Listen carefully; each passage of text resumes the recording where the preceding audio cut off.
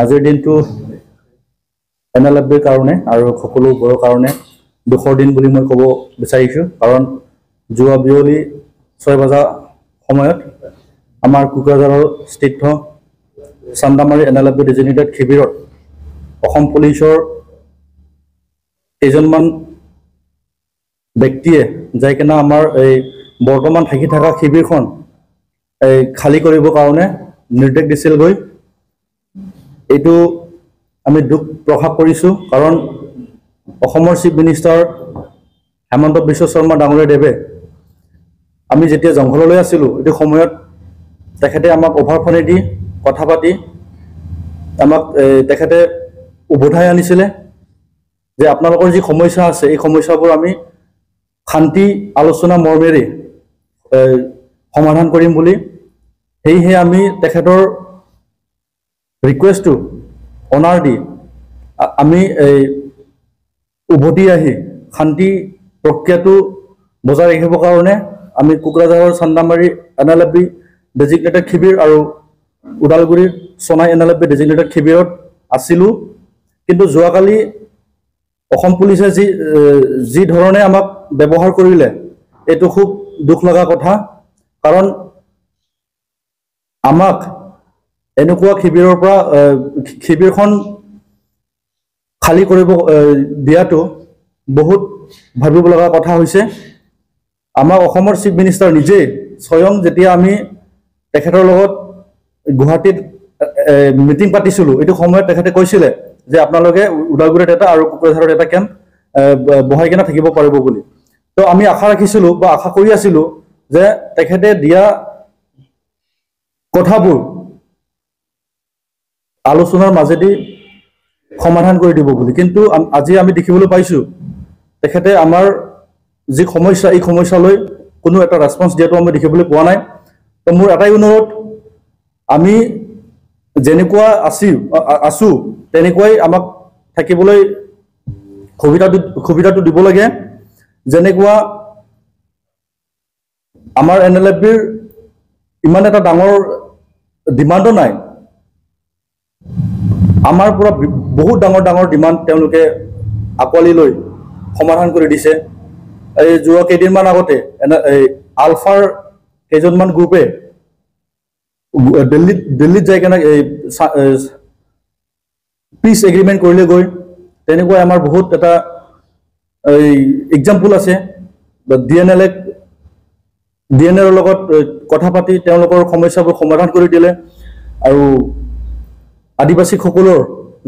যি সমস্যা আছিল তেওঁলোকে সমস্যাটো সমাধান কৰি দিলে। ঠিক তেনেকুৱাই আমিও আশা কৰিছিলোঁ NLFBৰ যি সমস্যাবোৰ এই সমস্যাবোৰ যেন তেখেতে সলিউশ্যন কৰি দিয়ে বুলি আমি আশা ৰাখিছিলোঁ। আলোচনা প্ৰক্ৰিয়াটো তেখেতে আগবঢ়াৰ আগতেই আমাক শিবিৰৰ পৰা ওলাই দিব খোজাটো মানে বহুত আমাৰ কাৰণে দুখ লগা বুলি মই আজি ক'বলৈ বিচাৰিছোঁ। আমাক তেনেকুৱা অফিচিয়েলি কোনো জাননী দিয়া নাছিলে। তো ময়ো যোৱাকালি আমাৰ কোকৰাঝাৰৰ পুলিচ বিষয়াৰ লগত কথা পাতিছিলোঁ অভাৰফোনেদি, যে আপোনালোকে যে আমাৰ শিবিৰত আহিছে, শিবিৰত আহি কিনে আমাৰ শিবিৰখন যে খালী কৰিবলৈ কৈছে, আপোনালোকৰ তাত কিবা অফিচিয়েলি নটিফিকেশ্যন আছে নেকি বুলি সোধোতে তেওঁলোকে কৈছে যে না তেনেকুৱা নাই, কিন্তু এইটো ওপৰৰ অৰ্ডাৰ বুলি কৈছে। আৰু আমি এটা দুখ পাইছোঁ, যদিহে আমি শিবিৰখন এৰিব লাগে তেন্তে আমি ভাল এটা আলোচনাৰ মাধ্যমেদি এৰিলো হয়। কিন্তু তেনেকুৱা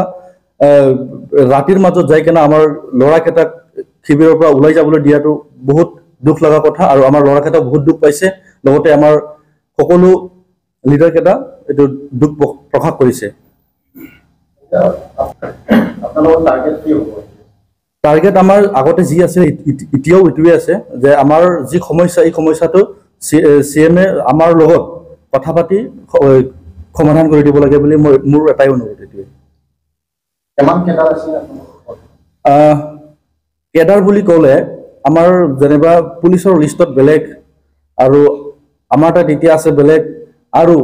একচুৱেল আমাৰ যি ষ্ট্ৰেংথ এইটো বেলেগ তাৰমানে বস্তুটো হ'ল কি যেতিয়া আমি জংঘলৰ পৰা উভতি আহিছিলোঁ এইটো সময়ত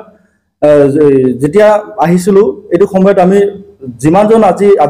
আজিৰ ডেটত ওলাইছিলে তেওঁলোকৰ লিষ্টটো দিছিলোঁ তো NLFBৰ পুলিচে ভাবে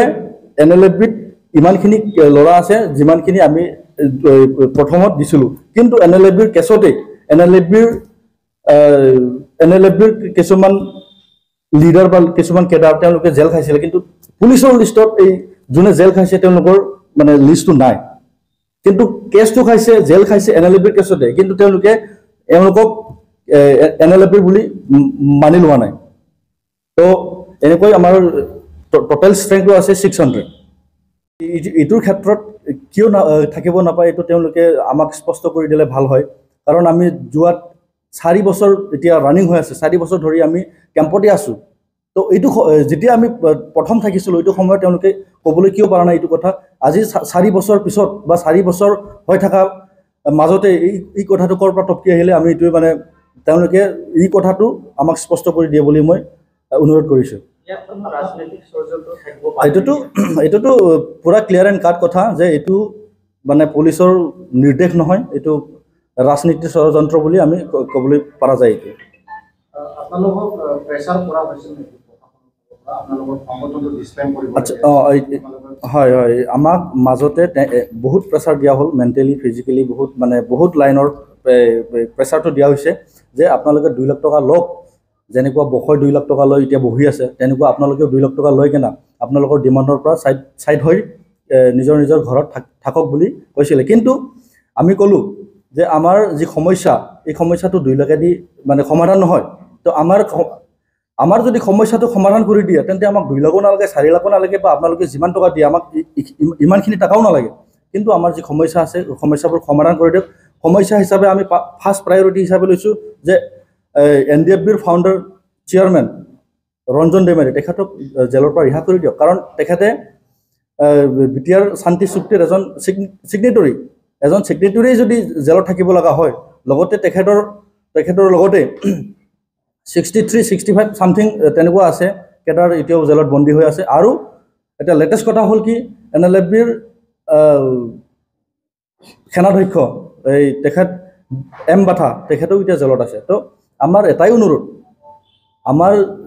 যিমান নেতা কেডাৰ আছে তেওঁলোকক জেলৰ পৰা ৰিহা কৰাই দিয়ক তাৰপিছত আমাৰ যি সমস্যা আছে এই সমস্যালৈ কথা পাতি আমি সংগঠনটো এদিন নহলেও এদিন আমি ডিছবেণ্ড কৰিমেই কিন্তু এই বুলি নহয় যে ৰাতিৰ মাজতে আমি ডিছবেণ্ড কৰি দিম ডিছবেণ্ড কৰিম যেতিয়া আমাৰ সমস্যাটো সমাধান হ'ব তেতিয়া আমি ডিছবেণ্ড কৰিম আমাৰ এইটো কথা